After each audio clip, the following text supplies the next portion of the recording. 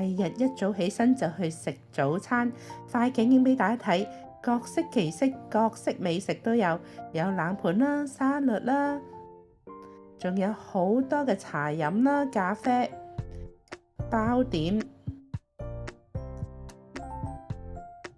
應有盡有，連 pancake 都有啊！仲有福建嘅小食，呢啲呢真係呢第二度食唔到㗎。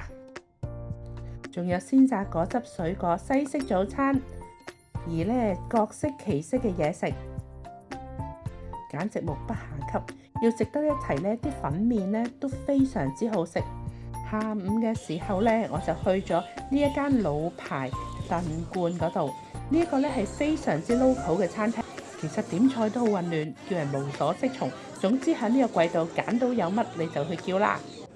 我今日叫咗有呢個燉排骨湯、炒通菜、蒸黃花魚，仲有小炒黃牛、薑葱蜆。呢個燉湯呢真係不得了，鮮味十足，料呢亦都好多啊！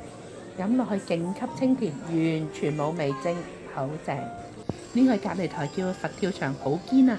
剛才嗰間就好好食啦，不過實在太過嘈，我就揾咗間文青咖啡坐下。呢杯美式湯力真係好正，好解暑。好好休息之後，我就去咗中國船政博物館嗰度參觀啊。喺門口嗰度就可以上電瓶車，20蚊就可以隨上隨落，去到每一個展館嗰度參觀。呢個園地好大，有唔同嘅展廳，可以睇到當時嘅學校啦。呢個馬尾嘅船澳，中國近代海軍嘅軍事基地。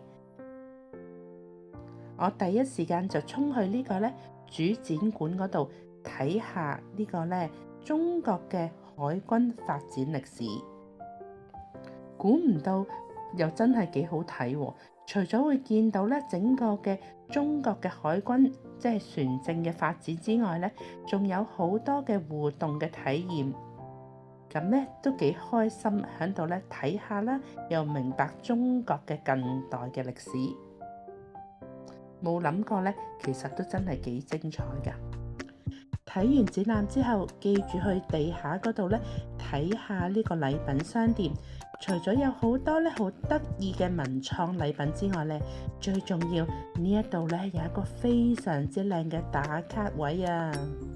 整個園區真係好大，有唔少嘅地方。呢一個就係一啲嘅軍事嘅學堂，當時海軍就喺呢啲嘅地方裏邊上課受訓。我好感動啊，因為園區裏邊呢啲遊覽車其實唔係好多人搭。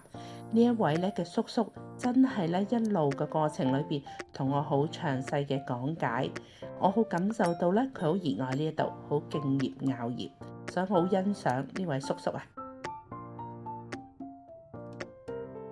叔叔仲提我一定要去呢個即師畫圖嘅展覽館參觀。呢個就係當時嘅即師喺呢度設計唔同嘅軍艦嘅地方，上邊仲有好多圖則㗎。營地裏邊仲有一啲嘅坦克車啦，空軍嘅戰鬥機，仲有軍艦嘅零件去展覽嘅。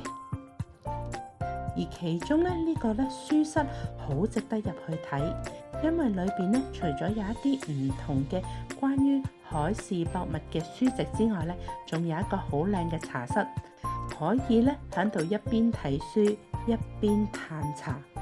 最重要，今日其實係星期六，裏邊冇人噶，咁所以你可以慢慢嘅叫一壺茶，喺度欣賞下、嘆下、休息下。我嚟船政嘅博物館係因為被呢個《醉憶船政》話劇吸引，就買飛嚟睇。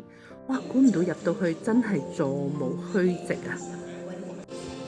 呢套劇主要就係環繞中國近代裏邊海軍點樣成立，真係好精彩。裏邊用咗好多嘅投影技術啦、轉換舞台啦，甚至好多嘅特效，令到整個場景都係好震撼。而觀眾席係會褪前褪後噶，好精彩。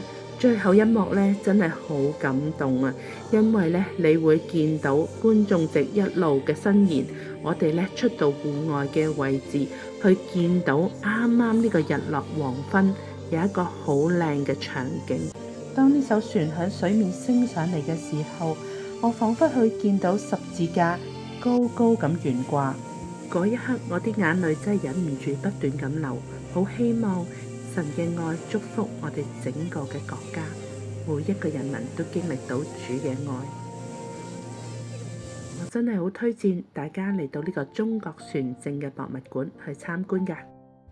夜晚嘅時候，簡簡單單食一碗雲南米線。呢一間雲南米線呢，我都好推介啊，因為呢用料豐富，亦都非常之好味道。咁佢啲炸物都好好㗎。咁樣呢，就豐盛咁結束我今日嘅旅程啦〜